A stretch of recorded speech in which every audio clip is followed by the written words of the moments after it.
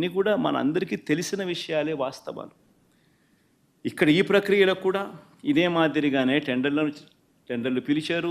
6 నెలలకు ఒకసారి పిలిచే ఈ టెండరింగ్ ప్రక్రియలో ఆ టెండర్లలో క్వాలిఫై అయిన వాళ్ళను, ఎలమన్గా ఎవరైతే వచ్చారో వాళ్ళను టెండర్స్ అప్రూవ్ చేసి వాళ్ళందరికీ కూడా ఇవ్వడం జరిగింది. ఆ టెండర్లలో అప్రూవ్ చేసిన వాళ్ళు ఒక్కరికే పూర్తిగా కూడా ఇచ్చే కార్యక్రమం కూడా జరగదు.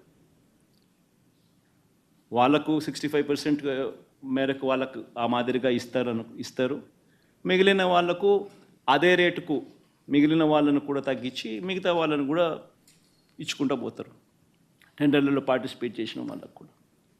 ఇది రొటీన్గా జరుగుతూ ఉన్న కార్యక్రమాలు దశాబ్దాలుగా. ఇదే మాదిరిగా సప్లై చేసే వాళ్ళు సప్లై చేస్తూ పోతున్నారు. సప్లై చేసే మెకానిజంలో కూడా రోబస్ట్ పద్ధతులు ఉన్నాయి. ఎవరైతే క్వాలిఫై అవుతారో వాళ్ళు సప్లై చేసే ప్రతి ట్యాంకర్తో పాటు NABL సర్టిఫైడ్ ల్యాబ్స్ నుంచి వాళ్ళు క్వాలిటీ చెక్ చేయించుకొని ఆ ట్యాంకర్లలో ఉన్న ప్రోడక్ట్ క్వాలిటీని నిర్ధారిస్తూ ఒక సర్టిఫికెట్ తీసుకొని వస్తారు.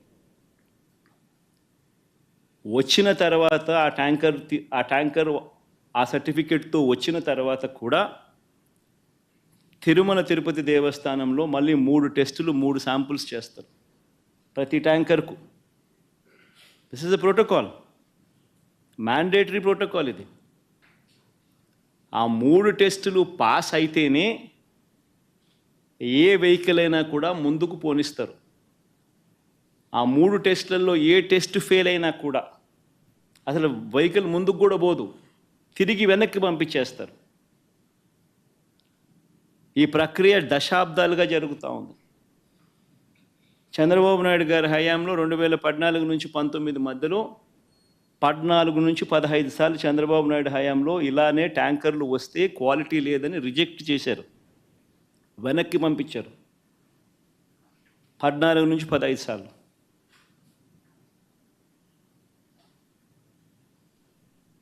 మంచిది. ఒక రోబస్ట్ ప్రక్రియ అన్నది ఒకటి ఉంది. తప్పులు ఎవడైనా చేయాలనుకుంటే తప్పులు చేసే అవకాశం లేని ఒక గొప్ప ప్రక్రియ ఒకటి తిరుపతిలో ప్రాక్టీస్లో ఉంది. సిమిలర్గా 2019 నుంచి 24 మధ్య వైఎస్ఆర్సీపీ రెజ్యూమ్లో కూడా 18 సార్లు ఇదే మాదిరిగానే రిజెక్ట్ చేసి వెనక్కి పంపించారు. ఇవి నేను చెప్పినటివన్నీ కూడా అక్షర సత్యాలు.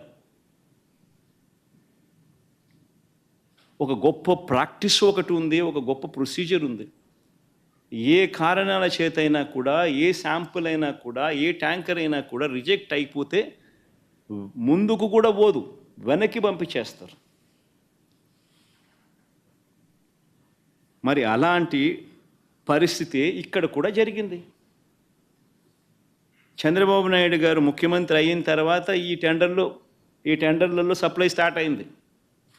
ఇప్పుడు వీళ్ళు టీటీడీ బోర్డు కూడా వీళ్ళైతే ఏదైతే ఫైనలైజ్ చేసినారో ఆ బోర్డు ఫైనలైజ్ చేసిన, అప్రూవ్ చేసిన వాళ్ళు ఎప్పటి నుంచి సప్లై చేశారు? జూన్ 12వ తారీఖు నుంచి వాళ్ళు సప్లై చేశారు. అంటే అప్పటికి చంద్రబాబు నాయుడు గారి ప్రభుత్వం వచ్చింది. వచ్చిన తర్వాత ఈ సప్లైలు మొదలయ్యాయి. మొదలైన ఈ సప్లైలలో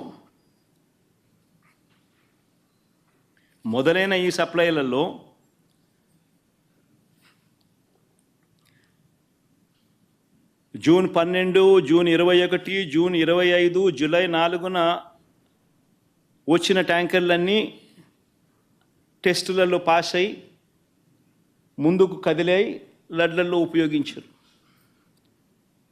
జూలై 6న 2 ట్యాంకర్లు, జూలై 12న ఇంకో 2 ట్యాంకర్లు రావడము.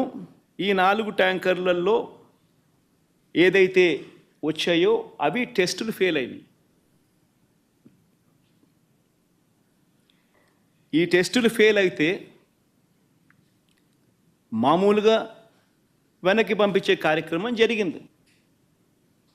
ఈ టెస్టులు ఫెయిల్ అయినప్పుడు ఈ 3 టెస్టులు చేసిన తర్వాత వెనక్కి పంపించేదానికి పక్కన పెట్టేసి మామూలుగా సిఎఫ్టిఆర్ఐ అని central food technological research institute మైసూరుకు పంపిస్తారు.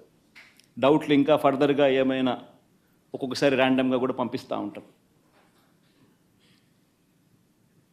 ఫర్దర్గా ఏదైనా వెరిఫై చేసేదానికి